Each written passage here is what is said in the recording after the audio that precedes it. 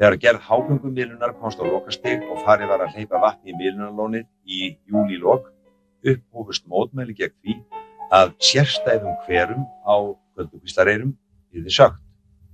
Guðmundur Páll Ólafsson líffræðingur og rithöfundur reisti fána í hálfa stöng á hverasvæðinu í mótmælaskyni.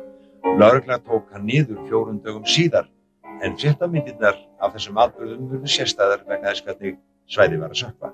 Nú minna hverasvæðið, því syðra, orðið að eyju hérna. Eyjan sem við vorum að skoða einmitt hér tvisvar sinnum áður nánast alveg horfin, pínulítið rif þarna út við Sjóndeildarhringinn. Nei, þetta nú ekki orðið alveg svona djúpt, en þetta verður mjög djúpt. Þegar hverirnir voru að sökkva kom þangað hópur fólks og setti niður 270 litla fána í mótmælaskyni. Rannsóknir sýndu að hveraorka svæðisins var margfalt meiri en vatnsorkan. Iðnaðarráðherra þótti nýja vatnið svo fallegt að það gæti heitið Fagradalur. Deilur spruttu fyrirhugaða Norðlingaöldumiðlun og áhrif hennar á Þjórsárver. Þetta hlaut lítinn hljómgrunn hjá náttúruverndarmönnum sem töldu miðlunina raska of fossaröð í Þjórsá.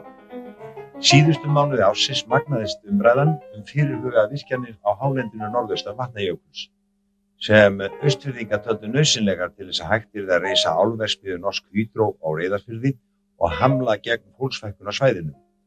Andmælendur töldu virkjanirnar skaða þá ímynd sem laðaði æ fleiri erlenda ferðamenn til Íslands og einnig var deilt það hvort stóriðja væri einhlít úrræði í byggðamálum. Hámarki náðu deilurnar með fjölmennum mótmælafundi í Háskólabíói og heilsíðu auglýsingu Landsvirkjunar í dagblöðunum sama dag.